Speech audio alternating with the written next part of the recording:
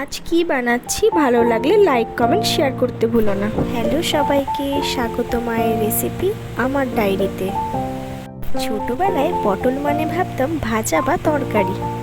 আজ একটা নতুন রেসিপি তোমাদের সাথে শেয়ার করতে চলেছি। পটলগুলোতে একটু নুন হলুদ মাখিয়ে নিলাম, তারপর একটা মিক্সিং বলে বেশ কিছুটা সর্ষে, পোস্ত আর কাঁচা লঙ্কা ভালো করে বেটে নিলাম। দেখো কি সুন্দর বাটা হয়েছে। পটলগুলো হালকা সোনালি রং করে ভেজে নিয়েছি। ভাজার রংটা বেশ সুন্দর এসেছে। এতে কি হয়, পটলে মশলাগুলো বেশ ভালোভাবেই ঢুকবে। বাড়িতে নারকেল পাউডার ছিল, আমি একটু গরম জলে, হালকা উষ্ণ গরম জলে বেশ কিছুটা নারকেল পাউডার আমি কিছুক্ষণের জন্য ভিজিয়ে রেখেছিলাম। কড়াইতে যখন তেলটা গরম হয়ে এসেছিল, একটু কালো জিরে আর শুকনো লঙ্কা দিয়ে তারপরে মিক্সিতে করে রাখা যে পেস্ট ছিল সেটা ভালো করে দিয়ে কষিয়ে নিয়েছি। কষানোর সময় একটু তেলটা ছেড়ে এসেছিল, সেই সময় ওই ভিজিয়ে রাখা নারকেল পাউডারটা তখন ভালো করে দিয়ে ভালো করে নাড়িয়েছি, যাতে ভালো করে মশলাটা কষে।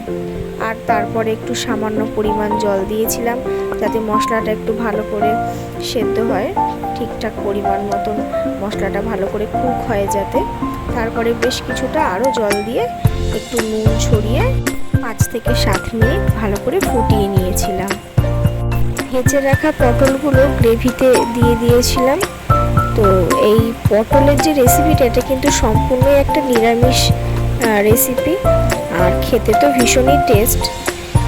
তারপর এখন আমি ঢাকাটা দিয়ে দিলাম, আর প্রায় 10 থেকে 12 মিনিট মতন আমি গ্যাসের আঁচটা সিম করে বেশ কিছুক্ষণ রেখে দিয়েছিলাম।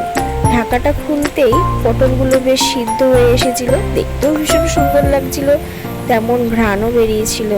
ওপর দিয়ে হালকা একটু চিনি ছড়িয়ে দিয়েছিলাম, পরিমাণে একদমই কম, যেটুকু না দিলেই নয়। তারপরে 2টো কাঁচা লঙ্কা চেরা দিয়েছি, দিয়ে ঢাকা দেওয়ার পরে বেশ কিছুক্ষণ 2-3 মিনিট পরেই আবার সেই ঢাকাটা খুলে দিয়েছিলাম। দেখলাম যে পটলের গ্রেভি একদম শুকিয়ে এসেছে, পটলটাও বেশ সুন্দর ঘ্রাণ বেরিয়েছে পটলের মালাইকারি থেকে।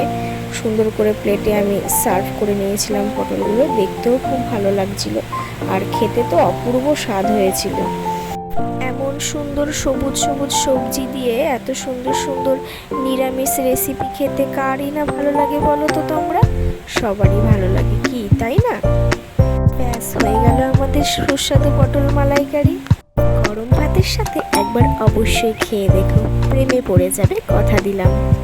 তোমরা বাড়িতে ট্রাই করলে আমায় ছবি দিতে ভুলো না।